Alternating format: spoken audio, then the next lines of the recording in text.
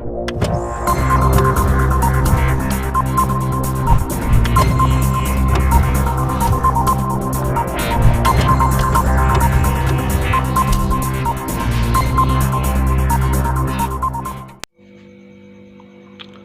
देख रहे हैं Dhirendra Singh NCERT physics channel. आज के वीडियो में डी ब्रोगली तरंगदैर्ध्य पर अध्ययन करेंगे। डी ब्रोगली की परिकल्पना के अनुसार प्रत्येक गतिमान द्रव्य कण उपयुक्त परिस्थितियों में तरंग सदृश गुण प्रस्तुत करता है। गतिमान कण के साथ जुड़ी तरंग में डी ब्रोगली तरंग अथवा द्रव्य तरंग कहते हैं।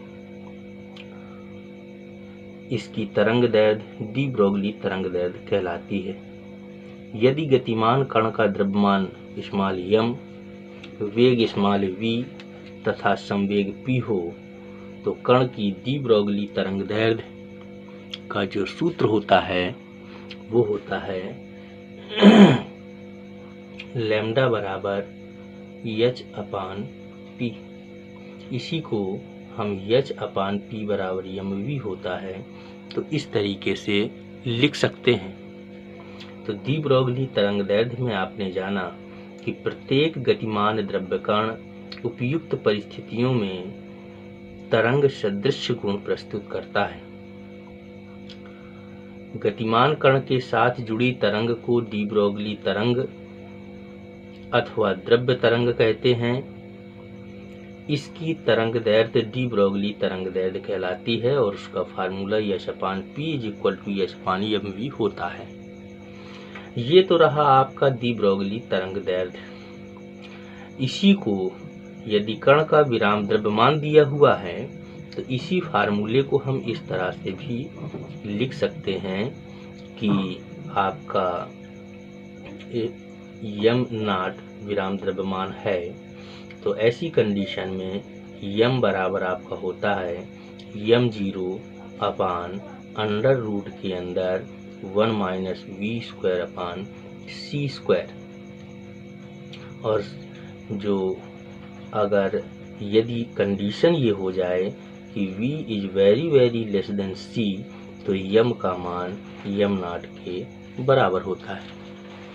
m का मान m नॉट के बराबर हो जाएगा। डी ब्रोगली को इस शोध हेतु सन 1929 में भौतिकी का नोबेल पुरस्कार मिला। डी ब्रोगली ने जब ये डी ब्रोगली तरंगदैर्ध्य समीकरण की स्थापना की तो उन्हें सन 1929 ईस्वी में नोबेल पुरस्कार प्राप्त हुआ। डी ब्रोगली तरंगदैर्ध्य में जो आपका m = m naught upon under root 1 minus v² upon c² formula है, यह बहुविकल्पी प्रश्न में 1 नंबर में पूछा जाता है। यह बहुत इम्पॉर्टेंट क्वेश्चन है, इसको ध्यान से पूरा अंत तक पढ़िए। देखते हैं आगे डी ब्रोगली तरंगदैर्ध्य को किस तरह से प्राप्त करते हैं। प्राप्त करने के लिए प्लांक के क्वांटम सिद्धांत के अनुसार फोटॉन की ऊर्जा का सूत्र होता है E बराबर h। फोटॉन की ऊर्जा है जहां h प्लांक नियतांक है, न्यू आवृत्ति है।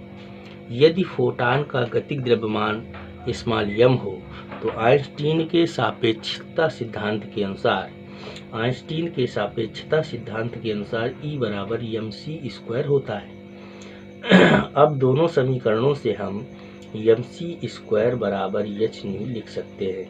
इसी को हम m बराबर hν अपान c² लिखा जा सकता है। फोटॉन की चाल c होती है तो इसका संवेग p बराबर mc होता है, इसलिए हम इसको hν अपान c² लिख सकते हैं इंटू c। तो आपका p बराबर आया hν अपान c। इसी को हम h अपान लैम्डा भी लिख सकते हैं क्योंकि c बराबर न्यू लैम्डा होता है। तो इसी से हम लैम्डा का मान निकालेंगे तो h अपान p लिख सकते हैं, जो कि आपको यहाँ ऊपर बताया गया है। ये इक्वेशन प्राप्त करने के लिए 2 नंबर का क्वेश्चन बोर्ड परीक्षा में पूछा जाता है। डी ब्रोगली ने माना कि फोटॉन की भांति द्रव्य कण से संबद्ध तरंग को तरंगदैर्घ्य का सूत्र भी अनुरूपता के कारण यही होगा।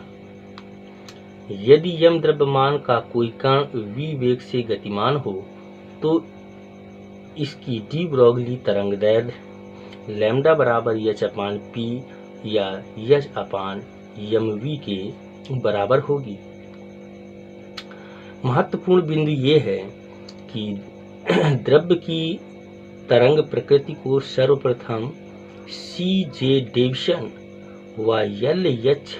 जर्मर द्वारा 1927 में तथा स्वतंत्र रूप से G.P. टॉमसन द्वारा 1928 में प्रायोगिक तौर पर सत्यापित किया गया था।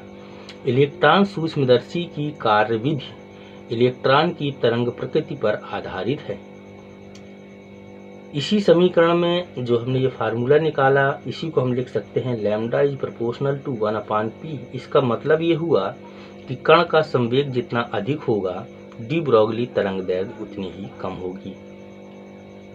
निश्चित वेग के लिए अगर वेग निश्चित है, वेग v निश्चित है, तो निश्चित वेग के लिए कंडीशन है कि निश्चित वेग में lambda is proportional to 1/m।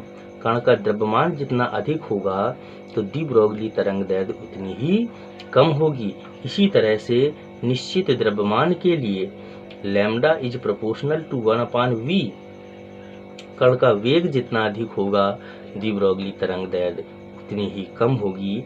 ये आपके हुए इम्पॉर्टेंट पॉइंट। इस तरह से डी ब्रोगली तरंगदैर्घ्य की परिभाषा और डी ब्रोगली तरंगदैर्घ्य का निगमन प्राप्त किया। धन्यवाद।